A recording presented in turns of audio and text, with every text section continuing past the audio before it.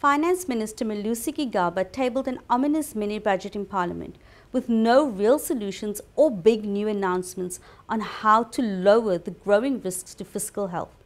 Low economic growth, down to an expected 0.7% this year, has resulted in skyrocketing risks. Projected revenue shortfall is higher than expected at 50.8 billion rand for 2017-18, resulting in the budget deficit increasing and debt risks increasing substantially.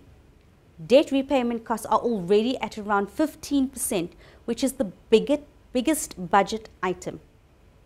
The biggest disappointment of Gigaba's speech was the lack of real new initiatives or measures to stimulate growth or cut government expenses.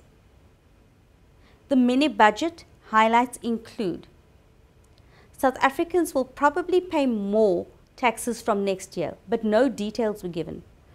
Over the 3 years to 2019-20, the projected tax shortfall will be a massive 209 billion rand.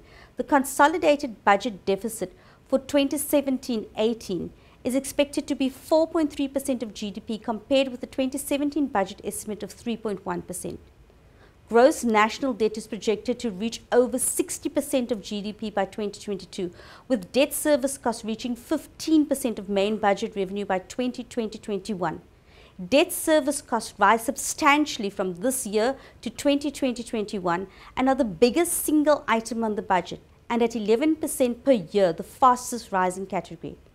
Government's total guarantees on SOE lending has jumped to 445 billion rand. Unprofitable SOEs are putting huge pressure on the fiscus.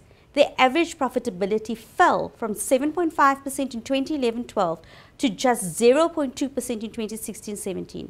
The 10 billion recapitalization of SA and almost 4 billion rand of SA Post Office will result in a breach of expenditure ceiling by about 4 billion rand if government doesn't sell assets to offset the shortfall.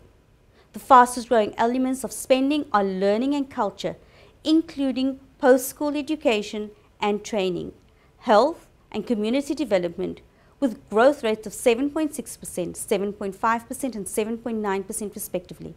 Nothing is said about big projects like new nuclear energy or the National Health Insurance Scheme.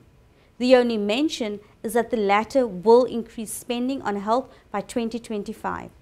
Either announcements will be made later or they are put on hold for the time being. And that's your budget in a nutshell.